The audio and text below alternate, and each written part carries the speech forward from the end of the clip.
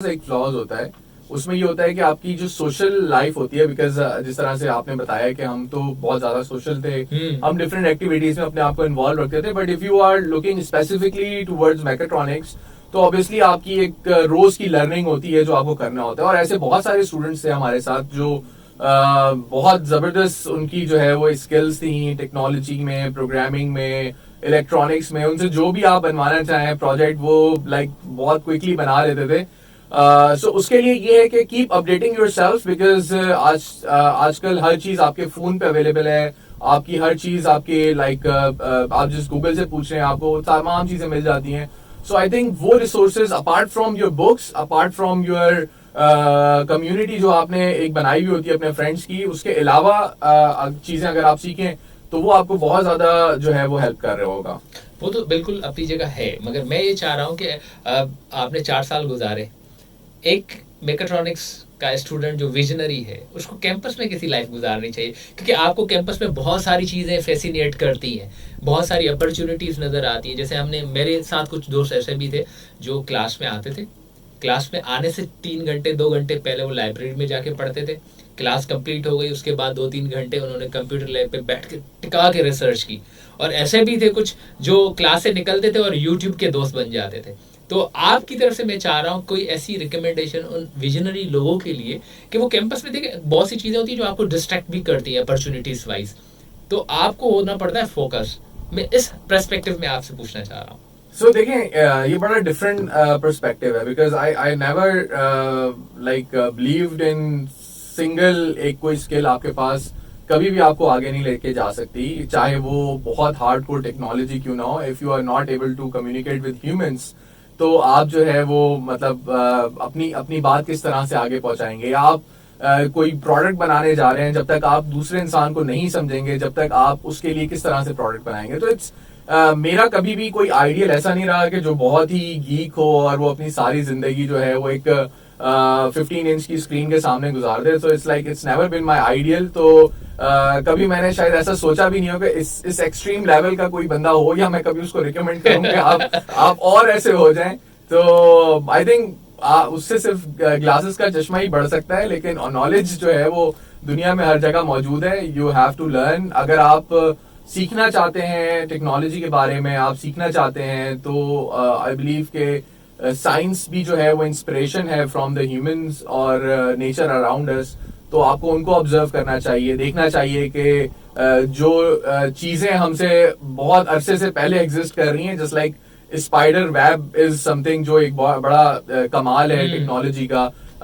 सो अगर आप इस तरह की चीजों को ऑब्जर्व करें तो you will have different kind of approach, different kind of innovation जिसकी जरूरत भी है। और वो थोड़ा सा एक ग्रीन टेक के अंदर भी जो है आप उसको अपनी इनोवेशन को लेकर आ सकेंगे।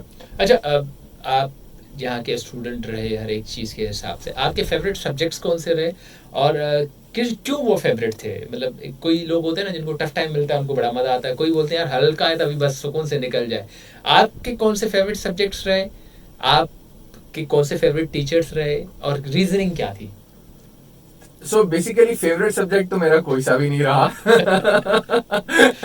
लेकिन टीचर्स बहुत ज्यादा फेवरेट रहे। Just like Anil Soomro, he is like very cooperative, बहुत सपोर्टिव थे। और मैकाट्रॉनिक्स में I think he's a person जिसकी जरूरत है मैकाट्रॉनिक्स को, बिकॉज जो स्टूडेंट्स हैं वो जो भी चीज समझना चाहते हैं, सो उनकी नॉलेज बहुत अच्छी है, वो बहुत इजीली उनको समझा भी देते हैं, एक्सप्लेन भी कर लेते हैं। So I think sir Anil हैं, फिर डॉक्टर फराज हैं, इमरान अमीन हैं। So these are the sir Sarmad थे, मुइज थे, डॉक्टर ताहिर थे। सो ये हमारे बैच ने जिनसे भी पढ़ा, जितने भी लोग थे, they were like great teachers. Doctor Hasnain Inayat थे। So we really admire them because उनकी नॉलेज बहुत जबरदस्त थी। और सबसे अच्छी बात जो ज़ैबस के अंदर मुझे लगी, मैकाट्रॉनिक्स डिपार्टमेंट, जो मैंने बाकी यूनिवर्सिटीज के अंदर नहीं देखी, कि टीचर्स जो है वो आपके साथ बड़ा अच्छा उनका रिलेशन होता है, वो बड़ा आपको सपोर्ट करते हैं और उनकी कोशिश होती है कि आप ज्यादा से ज्यादा जो है वो लर्न कर सकें और अपना टाइम जो है वो फ्रूटफुली गुजार सकें। अच्छा, वाइस वर्सा आप कंडीशन पे चलते हैं, सबसे वर्स्ट सब्जेक्ट जिसको देख के ना बस दिल उकला जाता था, यार ये तो पढ़ना ही नहीं चाहिए था, ये पता नहीं क्यों हमारे सिलेबस में और इसको पढ़ना पड़ेगा मजबूरी, मतलब बिल्कुल मूड ऑफ।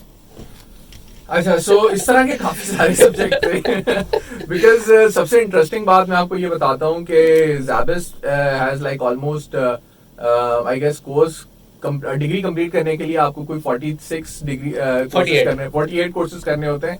तो शायद मैंने 48 कोर्सेज जो है वो 48 के अलावा भी 48 पढ़े हुए ही होंगे. So I was not a very good student, not even a average student, but ये है कि बहुत सारी अपॉर्चुनिटीज होती हैं. कोर्सेज बहुत ज़्यादा डिफिकल्ट हो जाते हैं बिकॉज मैकेनिकल के कोर्सेज की अगर आप बात करें तो स्ट्रेंथ ऑफ मटेरियल्स देख लें, फिर मैथ्स एक बड़ा मुझे कभी मतलब कि समझ नहीं है, खासतौर पे ये वेक्टर्स, ट्राइंगल्स, टिग्नोमेट्री.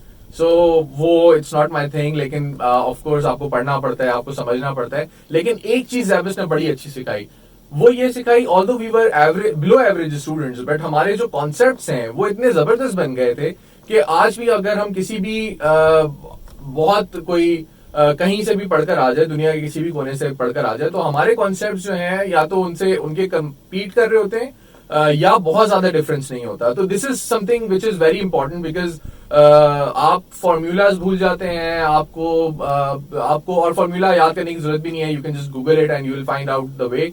लेकिन जो सबसे ज्यादा इंपॉर्टेंट होते हैं वो कॉन्सेप्ट्स होते हैं आपके इंजीनियरिंग के, वो बहुत ज्यादा मैटर करते हैं. तो अनस, इसी तसलसल को लेते हुए मैं आपसे एक सवाल करना चाहूँगा कि बायोनिक्स को अल्लाह ने बहुत इज्जत बख्शी और पूरी दुनिया ने इसको एक्सेप्ट भी किया और अप्रिशिएट भी किया. इस प्लेटफॉर्म की वजह से कहाँ कहाँ घूमने का या कहाँ कहाँ पर आपको इनवाइट किया गया as a guest speaker session के लिए, या अपने इस टॉपिक को या अपने इस काम को मुतारिफ करवाने के हवाले से? सो बेसिकली अपॉर्चुनिटीज बहुत सारी हैं, आती भी रहती हैं. कोविड के अंदर थोड़ा सा कम हो गया था ट्रैवल, ऑल्दो इस तरह से जैसे हम अभी रिसेंटली में जर्मनी गया हुआ था, वहाँ पे एक एंटरप्रेन्योरशिप की कॉन्फ्रेंस थी. So that was sponsored by FNF. तो बड़ा अच्छा लगा, वहाँ पे बड़े डिफरेंट कॉन्सेप्ट सीखने को मिले. वहाँ पे फ्री मार्केट के बारे में समझने को मौका मिला. उसमें पता चला कि एंटरप्रेन्योर सिर्फ और सिर्फ एक बिजनेस स्टैब्लिश करने का नाम नहीं है, बल्कि इट्स बियॉन्ड दैट.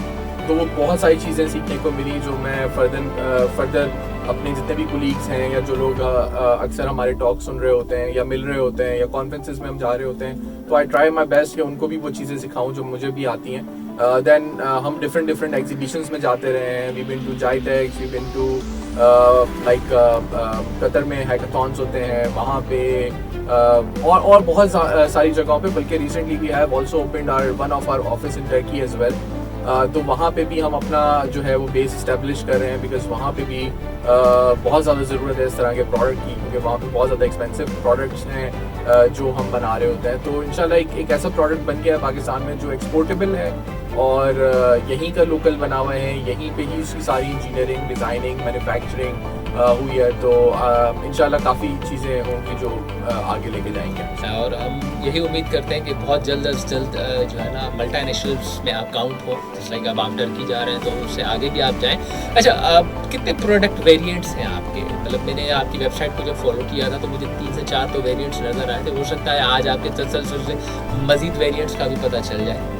जी बिल्कुल, हम लोग इस पे कॉन्स्टेंटली R&D कर रहे होते हैं. सो रिसेंटली आर्म्स के हमारे 3 वेरिएंट्स हैं, जिसमें हमारा सुपर हीरो आर्म है बच्चों के लिए, जिसमें हम डिफरेंट कलर्स, थीम्स और सुपर हीरोज की तरह बना रहे होते हैं. Then we have a black X model. Then we have a Zindagi 2.0 जो एक स्किन कलर का बड़ा ही रोबस्ट सा एक हमारा प्रोडक्ट है.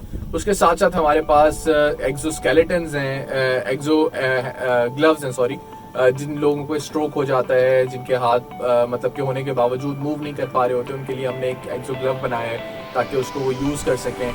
उसके साथ साथ हम लोग लेग्स के ऊपर काम कर रहे हैं, जिसमें कार्बन फाइबर लेग्स हैं, फुट्स हैं, बिकॉज पाकिस्तान में डायबिटीज की वजह से बहुत ज़्यादा एम्पुटेशंस होती हैं और यूजली लेग्स और एम्पुटीज़ के लिए जो काम कर रहे हैं वो NGOs हैं. तो जब NGOs किसी भी किस्म का काम कर रही होती हैं तो उनका जो मकसद होता है that is always towards the quantity.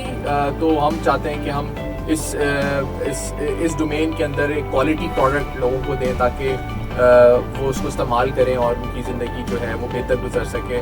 सो हमारे मल्टीपल गोल्स भी हैं, प्रोडक्ट्स भी हैं. We are expanding our business. अभी रिसेंटली हमने एक बायोनिक्स केयर सेंटर अपना खोला है तो पहले तो आप आए थे तो हमारी जहाँ रिसर्च स्पेस थी वहीं के करीब हमने अपना जो है वो फिटिंग्स होती थी. Now we have like 2 offices in Karachi जहाँ पे एक जगह सर्विस साइड है. We have like physiotherapist, we have doctors, we have other staff जो इस तरह की जितनी भी नीड्स होती हैं उसको टेक केयर कर रहे होते हैं. सही. अच्छा, इसके अलावा अभी आप मतलब जैसे कार्बन फाइबर की आपने बात की, सारी चीज़ें बात की, एंड देन अगेन आपने बताया कि आप एक अलग से क्लिनिक सिस्टम बन चुका है. सबसे बड़ा प्रॉब्लम पाकिस्तान के अंदर होता है फाइनेंशियली. तो आपके प्रोडक्ट्स की प्राइस टेक क्या है, एंड देन अगेन जो लोग अफोर्ड नहीं कर पाते उनके लिए क्या अपॉर्चुनिटीज़ हैं?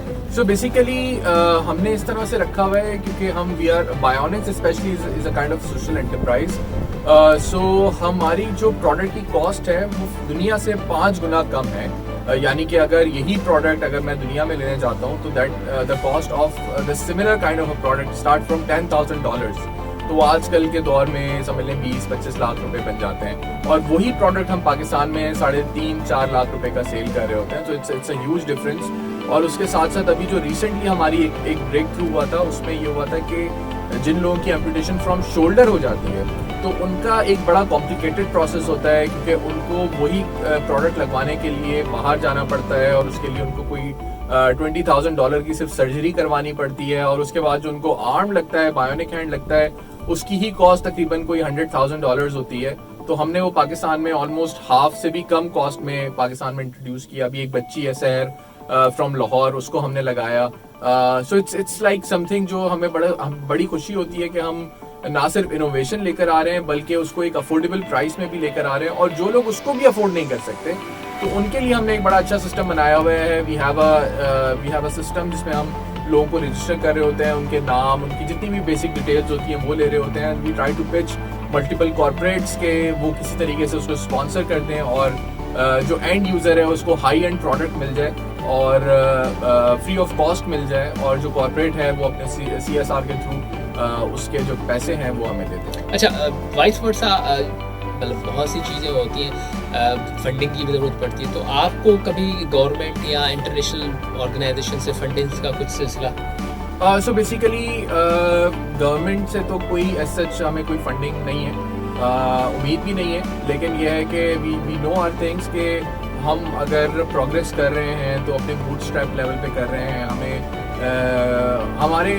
हम फील करते हैं कि हमारे चांसेस ऑफ फेलिंग बहुत कम है बिकॉज जिन लोगों को हम सर्व कर रहे हैं ना उनकी जो दुआएं हैं वो इतनी ज़्यादा हैं कि हमें अल्लाह का शुक्र है चीज़ें हमारी बड़ी स्ट्रीमलाइंड होती हैं और बहुत बहुत इजीली, बहुत क्विकली हम वो चीज़ें कर पा रहे होते हैं. सो हम बहुत बड़ी कंपनी नहीं है but we are a people of 30 now और हम इसको ग्रेजुअली ग्रो कर रहे हैं. We are like we want like जो जितने भी टैलेंटेड लोग हैं, इंजीनियर्स हैं, बिजनेस से रिलेटेड, सोशल साइंसेस से रिलेटेड लोग हैं, वो हमें ज्वाइन कर रहे होते हैं. सो इट्स समथिंग जो हम ग्रो कर रहे हैं ग्रेजुअली और without any funding, without any support.